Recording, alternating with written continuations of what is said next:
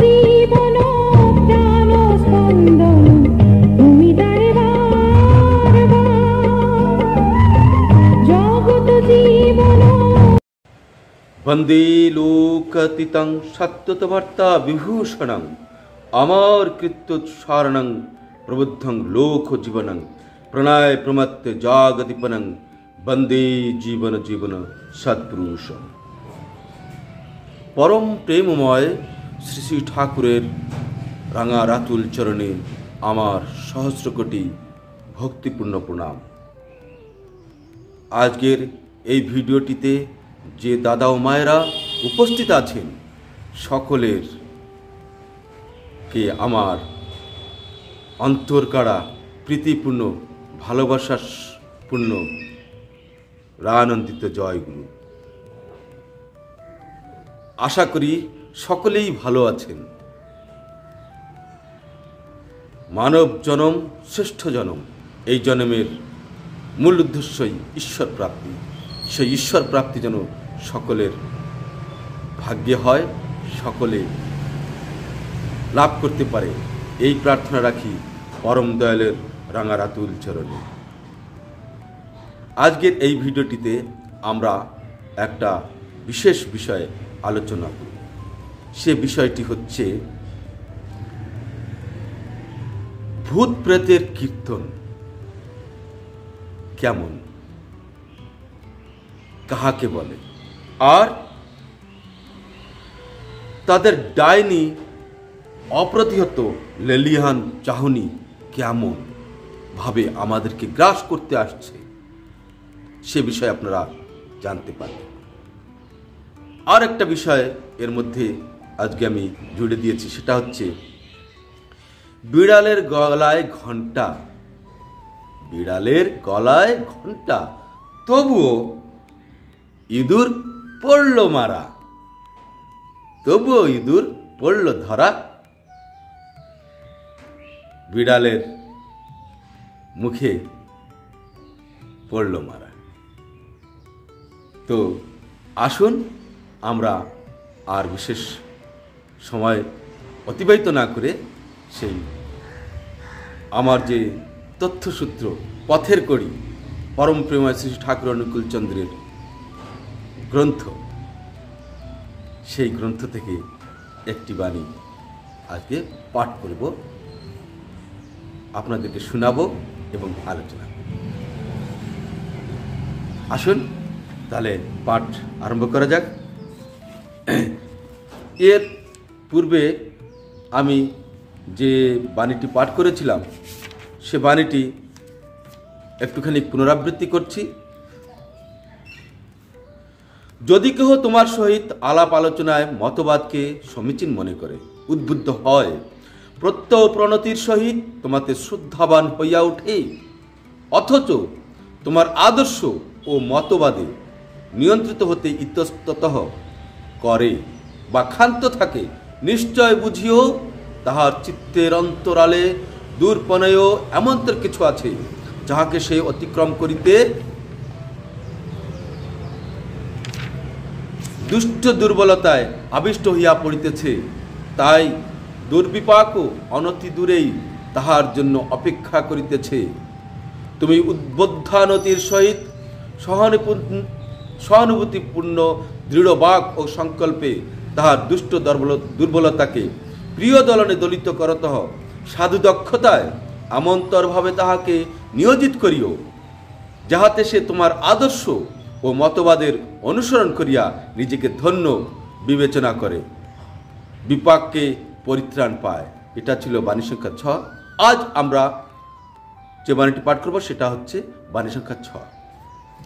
তো আমরা সেখানে কিভাবে আমার কোনো একজন ঘনিষ্ঠ মানুষ যে আমাকে, আমার আদর্শকে এবং আদর্শের নীতি মতবাদ সব কিছুকে ভালোবাসে, আকৃষ্ট হয়েছে, কিন্তু যখন দীক্ষা নেওয়া বা তার মতবাদকে গ্রহণ করার কথা আসছে তখন সেই ইতস্তত করছে।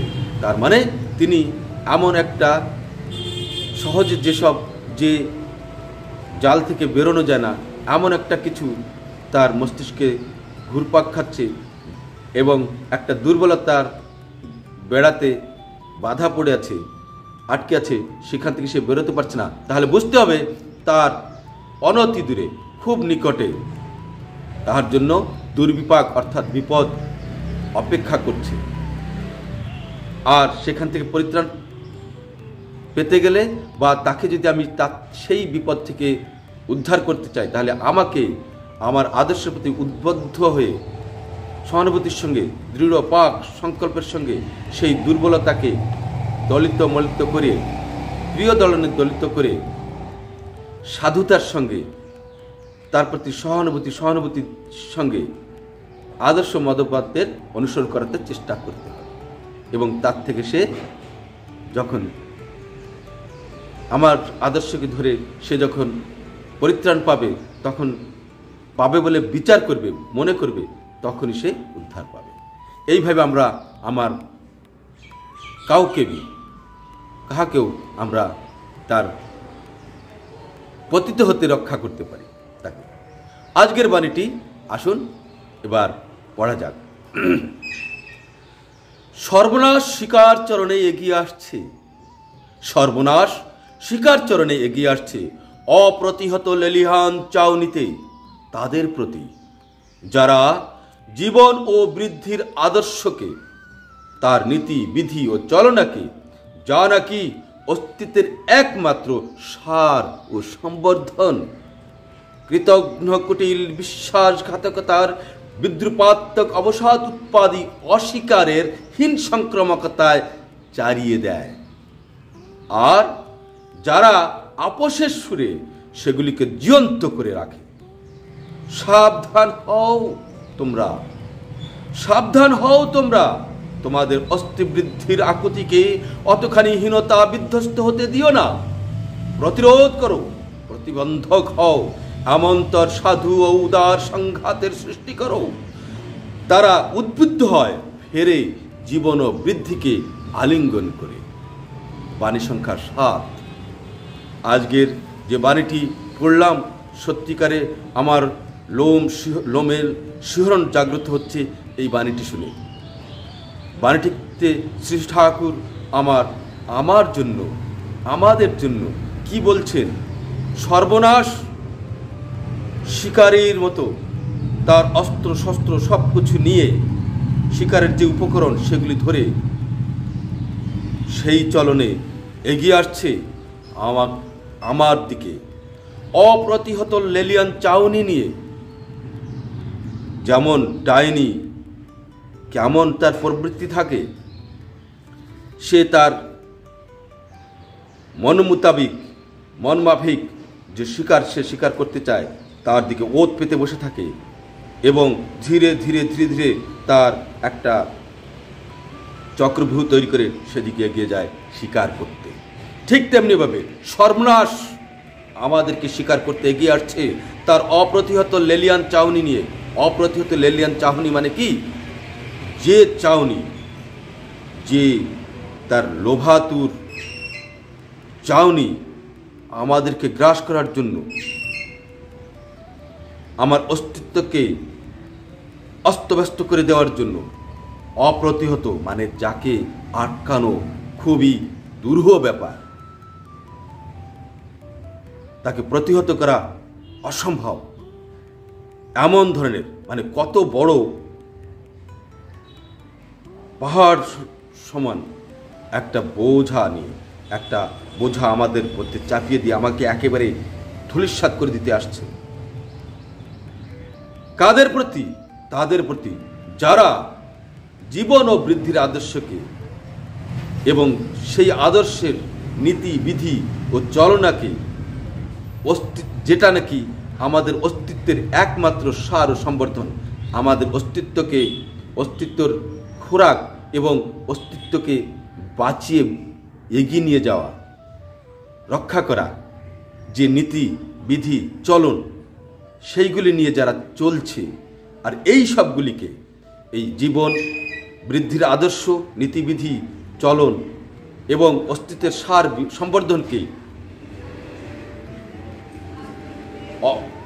দমন করতে, ধ্বংস করতে, সে অস্ত্রগুলি কি? সেই অস্ত্রগুলি হচ্ছে কৃতজ্ঞতা, কুটিলতা, কৃতজ্ঞযুক্ত কুটিলতা, বিশ্বাসঘাতকতা, বিদ্রুপাত্মক অবসাদ উৎপাদী, অর্থাৎ যে বিদ্রুপ যেটাতে সৃষ্টি হয়, অবসাদ, দুঃখ উৎপন্নকারী, আর অস্বীকারের হীন সংক্রামকতায় চারিয়ে দেয়। এই আমাদের জীবন ও বৃদ্ধির আদর্শ, নীতিবিধি, চলনা, অস্তিত্বের সার ও সম্বর্ধনের নটাকে এই কৃতজ্ঞতা, বিশ্বাসঘাতকতা এবং অবসাদ উৎপাদন করার এবং অস্বীকারের সংক্রামকতা, অস্বীকার করা, সত্যকে অস্বীকার করার যে ভাবটা, যে চলনটা, সেটাকে সংক্রামিত করে দেয়, সংক্রমিত করে আমাদের মধ্যে। এই সংক্রমিত করে, যেমন আকাশে মেঘ জমে, সূর্য উপরে থাকে, সূর্যের আলোক মেঘের উপর পড়ে, আমরা কোথাও হয়তো দাঁড়িয়ে থাকি, দেখা যায় মেঘের যে ছায়াটা ক্রমশ সংক্রমিত হয়ে আমরা যেখানে দাঁড়িয়ে থাকি, তার ছায়াটা আমাদেরকে মেরে আসে, আমাদের উপর থেকে যেতে লাগে, তখন হঠাৎ করে অন্ধকার মতো হয়ে যায়। ঠিক তেমনিভাবে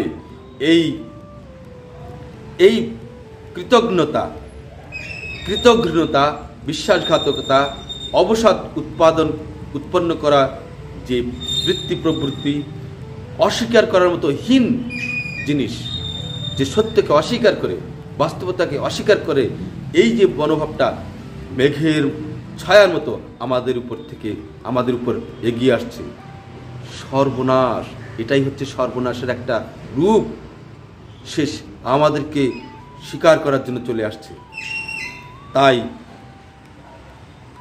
এই যে চলনগুলি, কোন চলনগুলি? কৃতজ্ঞতা, বিশ্বাসঘাতকতা, অস্বীকার করার মতো হীন ভাব, অবসাদ উৎপন্ন করা যে প্রবৃত্তিগুলি, যে বৃত্তি প্রবৃত্তি, এই সবগুলিকে যারা আমরা সহজে আপোষের সুরে সেগুলিকে জীবন্ত করে রাখি, এই যে জিনিসগুলো, এগুলি আমাদের মধ্যে জীবন্ত করে রাখে, যে আমাদের মধ্যে বা যারা এই সমাজেও আছে, আমাদের মধ্যে যা আছে দেহ, যা আছে বিশ্বব্রহ্মাণ্ডে, তা আছে এই ভাণ্ডে। তো এই বিশ্বব্রহ্মাণ্ডেও এর একটা রূপ রয়েছে, এর সঙ্গে একেবারে হুবহু মিল খায়। এই সমাজেও এইরকম ধরনের কৃতজ্ঞ মানুষ আছে। ঠাকুর এক জায়গায় বলেছেন, কৃতজ্ঞতা এর মতো কৃতজ্ঞ যারা, তাদের মুখ দেখতে নেই। বিশ্বাসঘাতক, এরা কখনোই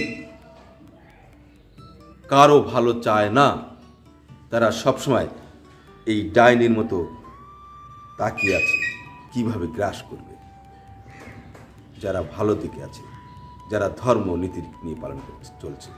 আর এই নীতিকে, এই যে সর্বনাশ যে স্বীকার করতে আসছে আমাদেরকে, এই সর্বনাশের যে চাল, যে চলন, সেগুলিকে যারা আপোষের সুরে জীবন্ত করে রাখে, বাঁচিয়ে রাখে, এই অসৎ প্রবৃত্তিকে আমাদের ভিতরও যে জ্যান্ত করে রাখছে।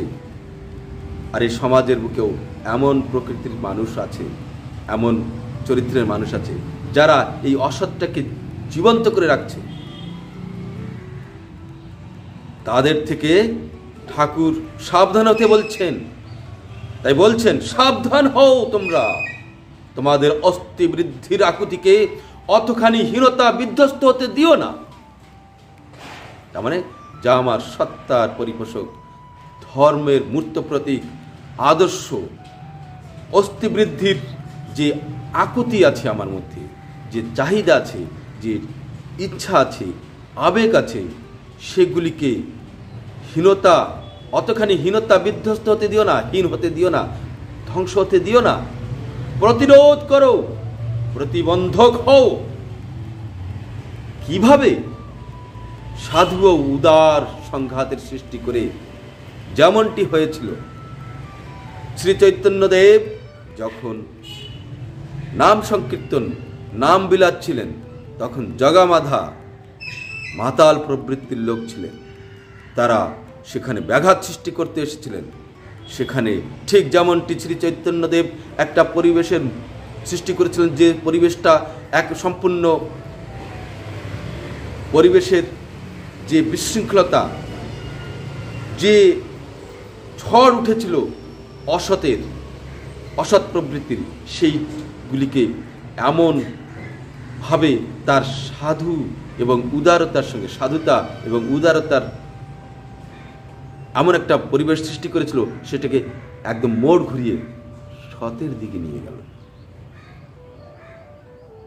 তাই বলছেন, এমনতর সাধু ও উদার সংঘাতের সৃষ্টি করো, তারা উদ্বুদ্ধ হয়, ফেরে।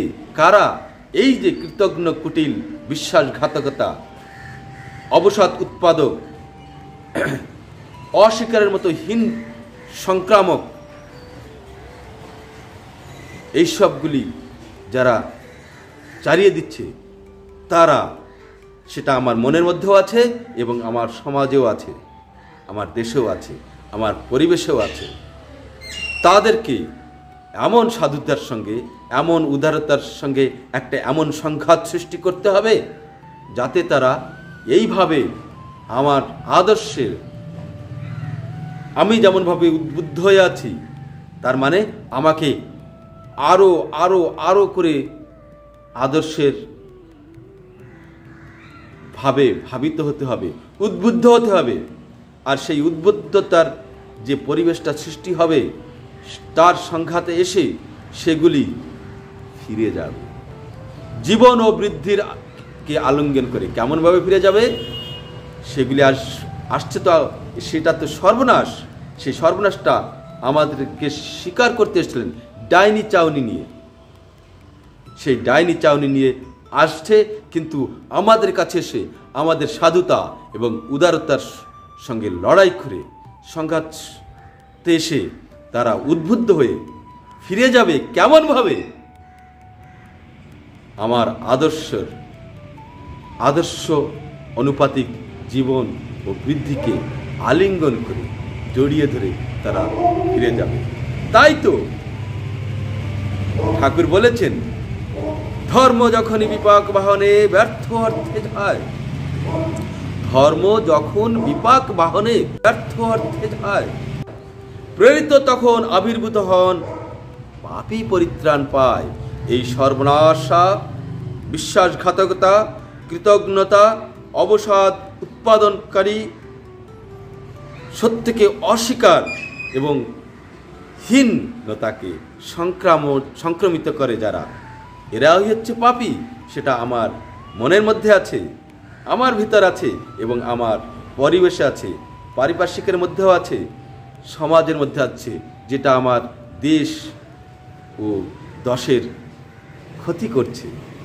এই পাপ, এই পাপ প্রবৃত্তি, এই পাপ প্রবৃত্তিগুলো পরিত্রাণ পায় তারা সতের কাছে এসে, সাধুর কাছে এসে, উদারতার কাছে এসে ধরা পড়ে জগামাধাইয়ের মতো প্রেম বিলাতে শুরু করে। সেই জীবন ও বৃদ্ধির যে নীতি নিয়ম, তাকে আঁকড়ে ধরে নিয়ে আদর্শকে ধরে মুক্তি পেয়ে যায়। এবার আসছি যে দ্বিতীয় কথাটি আমি আপনাদেরকে বলেছিলাম। এই যে কথাগুলি বললাম, এইগুলি হলো আমাদের কি, এই যে সর্বনাশ আসছে স্বীকার করতে, তার অপ্রতিহত লেলিহান চাউনি, তার সঙ্গে কি নিয়ে আসছে? কৃতজ্ঞতা, বিশ্বাসঘাতকতা, অবসাদ উৎপাদনকারী, সত্যকে অস্বীকার করার মতো হীন মনোবৃত্তি। এইগুলি হচ্ছে ভূত প্রেত, আর এরা নাচতে নাচতে আসছে। আজকে যদি আমরা সমাজের দিকে তাকিয়ে দেখি, আমরা সৎসঙ্গ যেতে আমাদের মন চায় না, আমরা কোনো সমাজের কল্যাণকারী কার্যে প্রবৃত্ত হতে চাই না, আমরা অনুষ্ঠানে মেতে আছি, কিন্তু প্রকৃতপক্ষে যে সব কাজগুলি করলে, যে চলন চরিত্র আমাদের অভ্যাসে পরিণত করলে, যেভাবে মানুষকে ভালোবাসতে পারবো, মানুষের মধ্যে প্রেম যাবে, শান্তি আসবে, অহিংসা আসবে, সেই সব কর্মে নিয়োজিত না করে আমরা চলে যাই বিশৃঙ্খলতাপূর্ণ এমন পরিবেশে যেখান থেকে ফিরে আসার আর রাস্তা থাকে না। যেমন আমাদের ঠাকুর বলেছেন 11 বছর বয়স থেকে সবাইকে দীক্ষা দেওয়া। কারণ কি জানেন? এই সময়টাতে প্রত্যেকটি কিশোর কিশোরীদের মনের মধ্যে আসে তাদের নিজের প্রতিষ্ঠা করার একটা ঝোঁক, নিজেকে একটা জায়গায় দাঁড় করাতে যেখানে তার পরিচয়, সবাই যে পরিচয়টা সে সমাজের মধ্যে পরিচিত হবে, সেই পরিচয়টা সৃষ্টি করার একটা মনোভাব আসে। এবং সেখানে সেই কার্যে যখন তারা সঠিক গাইড না পায়, তখন তারা মিসগাইড হয়ে বিপথে চলে যায়। আর এই সময় দেখা যায় যে তারা বিভিন্ন প্রকার নেশাগ্রস্ত হয়, বিড়ি, সিগারেট, পান, এইগুলিতে তারা একটা আনন্দ পায়। এটা কি? প্রেতের কীর্তন, ভূতের কীর্তন আমাদের মধ্যে যেটা আছে। আর এই ভূত প্রেত কি ঠান্ডা হয় নামে। আমি ছোটবেলায় শুনতাম, হরি বল বল, নাম কর, ভূত পালাবে। এরকম অনেক নাটকও দেখেছি, আগে হতো। হরিবল হরিবল বলে ভূত সেখান থেকে পালিয়ে যেত। তো সতের কাছে, এই সৎ পরিবেশে গেলে আমরা কিন্তু এই সব কীর্তন, আরও কি হচ্ছে আজকাল, কিছু হোক বা না, পার্টি, আর পার্টি মানে মদ, মাংস। আর যখন এটা আর একটু উন্নত দিকে যায়, ক্লাবে গিয়ে আমরা কে কার স্ত্রী কার সঙ্গে, কার হাতে হাত মিলিয়ে কার সঙ্গে কিভাবে কেমনভাবে কীর্তন করছে, নাচ গান করছে, ওটা তো ভূত প্রেতের কীর্তন নয় কি? আপনারা ভেবে দেখুন অবশ্যই। আরও যেখানে আজকের সমাজে এই কলি মানে পাপ, এই কলিহত প্রাণ মানুষের, আজকে যে স্ত্রীর সবসময়, আমরা যারা স্ত্রী, আমরা যারা মেয়েরা, আমাদের মন থাকার কথা বাপ মায়ের প্রতি, আদর্শের প্রতি, স্বামীর প্রতি, স্বামীর সংসারের শ্বশুর শাশুড়ি সবার প্রতি, তারা কিভাবে ভালো থাকবে। ঠাকুর বলেছেন, একটা মা একটা পরিবারের ডাক্তার, রাজনীতিজ্ঞ, কূটনীতিজ্ঞ, মন্ত্রী, সব কিছু তিনি। তাই তাদের অনেক শিক্ষায় শিক্ষিত হওয়ার দরকার আছে। আমরা সে শিক্ষায় লাভ করছি না।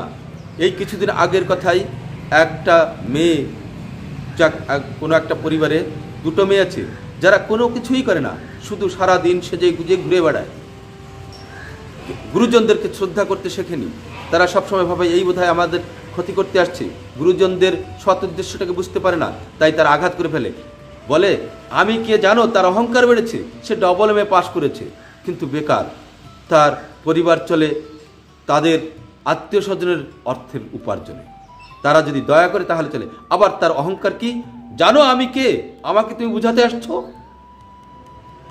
এমন ভাবের উক্তি করে। সেখানে গুরুজনরা অপমানিত, অবমাননার শিকার হয়ে, লজ্জিত হয়ে ফিরে আসে। এগুলি কি? এগুলিও কীর্তন। কীর্তন কথাটি এসছে করার থেকে, ক্রিয়া অর্থ থেকে। তাই আমরা যা করছি সেটাই হচ্ছে কীর্তন। আর যেটা বলছিলাম, আজকের ঘরের মায়েরা, স্ত্রী, মেয়েরা তার স্বামী সেবা শুশ্রূষার কথা চিন্তা বাদ দিয়ে ভাবে, স্বামীকে কখন আমি বাড়ির থেকে তার ডিউটিতে পাঠিয়ে দেব, এবং আমার যে বন্ধুরা আছে, আমি যাকে ভালোবাসি, মানে স্বামীরকে হাতে রাখলাম, সেখানে আমার আশ্রয়, কিন্তু সে আশ্রয়ের আশ্রিত হয়ে আমি যত রকমের অকাজ কুকাজ করছি, অবাধে মেলামেশা করছি, যখন ফাঁক পাচ্ছি, কাকে ফাঁকি দিচ্ছি আমরা? শয়তান কাকে ফাঁকি দেয়? নিজেকেই ফাঁকি দেয়। শেষে তো শয়তানকে পরাজয় স্বীকার করতেই হয় সতের কাছে। আজও পর্যন্ত এমন কোনো ঘটনা, এমন কোনো কথা শাস্ত্রে পুরাণে দেখিনি বা শুনি নাই যেখানে সত্যের জয় হয়নি, অসৎ মারা পড়েনি। যা হোক, আলোচনা বেশি লম্বা হয়ে যাবে, আমি আগের দিকে যাচ্ছি না। এটা হচ্ছে ভূত প্রেতের কীর্তন। কার বউ কার সঙ্গে থাকছে এটা আমরা কেউ বলতে পারি না। কেন? কেননা আমাদের আদর্শমুখী জীবন নেই। আমরা যারা ঠাকুরের দীক্ষিত তারাও ঠাকুরকে ভালো করে ধরিনি এখনো পর্যন্ত, কেননা ঠাকুরের আদর্শকে বুঝিনি, ঠাকুরকে ভালোবাসিনি। আর যেখানে ভালোবাসা হয়নি সেখানে আমরা সেইভাবে আচার আচরণগুলিকেও সাজিয়ে গুটিয়ে চলার চেষ্টা করছি, কেন ভালোবাসার টান না থাকলে কোনো কর্মই আমরা করি না। আমাদের অনেক অনেক গুরু ভাইরা আছেন যারা অনেক বৎসর ধরে ঠাকুরকে ধরে আছেন, তাকে যদি বলা হয় ঠাকুর এই কথাটি বলেছেন, এই কাজটি এইভাবে করতে বলেছেন, তো আমি উত্তরটা পেয়েছি তাই বলছি। বলে ঠাকুর তো অনেক কথাই বলেছেন, সব কথা কি মানা যায় নাকি? আরে ঠাকুরের সব কথা মানা যায় না, তাহলে কোন কথাটা মানা যায়? আমার প্রবৃত্তি, আমার স্বার্থ প্রতিষ্ঠার জন্য যেটা লাগে সেটাই শুধু মানার জন্য। এমনটি করলে আমাদের ভিতর থেকে পাপ কখনোই বের হবে না। মন মুখ এক হলে ভিতরে গলদ জমতে পারে না, গুপ্ত আবর্জনা ভাষায় ভেসে উঠে পড়ে, পাপ গিয়ে তার ভিতর বাসা বাঁধতে পারে না। আমাদের মধ্যে সেই সরলতা সহজতা থাকতে হবে। আসলে সাধু না সেজে সাধু হওয়ার চেষ্টা করতেই হবে। তাই আর যখন আমরা সাধুতা এবং উদারতার আশ্রয় গ্রহণ করব, তখনই আমরা এই যে সর্বনাশ স্বীকার করতে আসছে আমাদেরকে, এখান থেকে রক্ষা পাব। আমি আরেকটা কথা বলেছিলাম, সে টপিকটা না বললে এই ভিডিওটি অসম্পূর্ণ থেকে যাবে। বিড়ালের গলায় ঘন্টি, তবু ইঁদুর পড়ল মারা। কেন? এটা পরম প্রেমময় শ্রী ঠাকুরের একদিনের ঘটনা। ঠাকুর বলছেন, সেখানে কতিপয় দাদারাও আছেন, ভক্তরাও আছেন। তো ঠাকুর বলছেন যে বড় বউর ঘরে বিড়াল,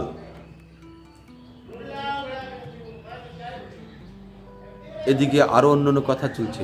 কিছুক্ষণ পরে আবার বলছে ওই বিড়াল রে কাজ সেরেছে, বড় বউয়ের ঘরে বিড়াল। এরকম যখন 2-3 বার ঠাকুর এই কথাটির কিছুক্ষণ থেমে থেমে পুনরাবৃত্তি করছেন, তখন এক ভক্ত ঠাকুরকে বলছেন, তো বিড়াল তাতে কি হয়েছে? ও তো অনেক বিড়াল আছে। বড় মায়ের ঘরে বড় বউ অর্থ পরম প্রেমময় শ্রী ঠাকুরের সহধর্মী লীলা সঙ্গিনী পরমারাধ্যা জগৎজননী শ্রী শ্রী বড়মা। ওনার ঘরে অনেক বিড়াল, মানে 50-60টা বিড়াল আছে। তাই সেই ভক্ত যখন ঠাকুরকে জিজ্ঞাসা করলেন, ঠাকুর বড় মায়ের ঘরে তো বিড়াল সবসময় থাকে, তা আজকে এমনভাবে বলছেন কেন? তখন ঠাকুর বলছে, ওই আমার ঘরে কটা ইঁদুর এসে ওই বাক্সের তলে আশ্রয় নিয়েছে, ইঁদুর ঢুকেছে। ওই বড় বউয়ের যে বিড়ালগুলি আছে তারা যদি বুঝতে পারে এই ইঁদুরের তো আর রক্ষা নেই, তাই আমি চিন্তা করছি। দেখুন, পরম পিতা, পরম দয়াল, পরম প্রেমী, সে সামান্য একটা ইঁদুরের জন্য কেমনভাবে ব্যাকুল হয়েছে তার প্রাণ রক্ষা করার জন্য। তিনি বলছেন বড় ঘরের বিড়াল, তাহলে তাকে কিভাবে রক্ষা করা যাবে সেই চিন্তা করছেন। তো বলছেন সেই ভক্তকে, এই কি করলে হয় বলতো? এই ইঁদুরগুলি তো আজ বিড়ালে যদি টের পায় তাহলে তো এগুলি সব তাদের পেটে চলে যাবে। তখন সেই ভক্তটি বলছেন, ঠাকুর, ইঁদুর তো বিড়ালের খাদ্য, তো তার জন্য এত চিন্তা করছেন কেন? হ্যাঁ, অবশ্যই বিড়ালের খাদ্য ইঁদুর, কিন্তু ইঁদুরেরও তো অধিকার আছে বেঁচে থাকার, তার তো অধিকার আছে, বেঁচে থাকবে কি করে? তুই একটা কাজ কর, বাজারে যা, কয়েকটা ঘন্টা কিনে আন, সেই ছোট ছোট ঘন্টা কিনে নিয়ে আন, যেগুলির আওয়াজ ভালো হয়, তীক্ষ্ণ আওয়াজ হয়, এনে নিয়ে আয়। আনার পর ওই ঘন্টি, এক একটা ঘন্টি সব কটা বিড়ালের গলায় বেঁধে দে। যখন বিড়াল এমন সাবধানতার সঙ্গে চলে, শিকার করে, যে ওর পায়ের আওয়াজ হয় না, তাই ইঁদুরও বুঝতে পারে না এবং তার শিকার হয়ে পড়ে। তাই বিড়ালের গলায় ঘন্টি বেঁধে দে, যখন সে বিড়ালগুলি যাবে একটু নড়াচড়া হলেই যাতে আওয়াজ হয়। তাহলে কি হবে না, ইঁদুর এই আওয়াজ শুনে বুঝতে পারবে না বিড়াল আসছে, কিছু একটা আসছে, সে সাবধান হয়ে যাবে এবং সেখান থেকে সে পালিয়ে যাবে, লুকিয়ে থাকবে, বিড়াল আর তাকে ধরতে পারবে না। এমনি করে বিড়াল কিন্তু বেঁচে যাবে। দেখুন আজকের যে বাণীটা আমরা পাঠ করেছেন, সেখানে ঠাকুর বলছেন, সাবধান হও তোমরা, সাবধান হও তোমরা, তোমাদের অস্থিবৃদ্ধির আকুতিকে অতখানি হীনতা বিধ্বস্ত হতে দিও না, প্রতিরোধ করো, প্রতিবন্ধক হও, এমনতর সাধু ও উদার সংঘাতের সৃষ্টি করো, তারা উদ্বুদ্ধ হয় ফেরে জীবন ও বৃদ্ধিকে আলিঙ্গন করে। এই তো বিড়ালের ঘন্টি, পরম পুরুষ, প্রেরিত পুরুষ, ভগবান, সদ্গুরু, মহাপুরুষ যাই বলেন না কেন, আপনারা যে যাই মনে করেন না কেন, আমাদের সৎসঙ্গী গুরু ভাই এবং সকল ভাইদের জন্য, যে যাকেই ভক্তি করেন না কেন, শ্রী ঠাকুর অনুকূল চন্দ্রকে যাই মনে করেন না কেন, কিন্তু তার যে আদর্শ, তার বাণীকে যদি মেনে চলেন, আপনি বেঁচে যাবেন, আপনি অবশ্যই বেঁচে যাবেন, পার হয়ে যাবেন। তাই তো এই বইটির নাম পথের কড়ি। পার হতে গেলে কড়ি লাগে, কড়ি না হলে ভবসাগর পার হওয়া যায় না। কোনো কিছুতেই আমরা বাঁচে চলতে গেলে কড়ি দরকার, পয়সা, অর্থ, খেতে গেলে কড়ি দরকার, যা কিছু জীবন নির্বাহ করতে গেলেই কড়ি দরকার। তাই পথের কড়ি এই পুস্তকটির নাম। তো এই বিড়ালের হাত থেকে বাঁচাবার জন্য ইঁদুরগুলিকে বিড়ালের গলায় ঘন্টি বেঁধে দিয়েছেন। আর ঠিক এই আমাদের বৃত্তি, প্রবৃত্তি, ষড়রূপু, এগুলি হচ্ছে বিড়াল। আমাদের জন্য আমার মনরূপী ইঁদুরকে বাঁচাতে হবে বিবেক বুদ্ধির সাহায্যে, আদর্শকে ধরে রেখে, আঁকড়ে ধরে আমাকে এই বিড়াল রূপী ষড়রূপ বৃত্তি প্রবৃত্তি থেকে আমার মনকে বাঁচাতে হবে। তাই এই বিড়ালের গলায় ঘন্টি বেঁধে দিলে ইঁদুর বেঁচে যাবে। কেমন করে বাঁচবে? যদি ইঁদুর বিড়ালের ঘন্টি শোনে। তাই ঠাকুরকে বলছেন, ঠাকুর আপনি একটা এই যে বিড়ালের গলায় ঘন্টি বেঁধে দেবেন, এটাতে একটা ক্ষতি করা হবে না? বিড়ালের যে ইঁদুর খেয়ে বাঁচে, বিড়াল ইঁদুর খেয়ে বাঁচে, তাহলে তার বাঁচা বাড়ার পথে আপনি কি বাধা হচ্ছেন না?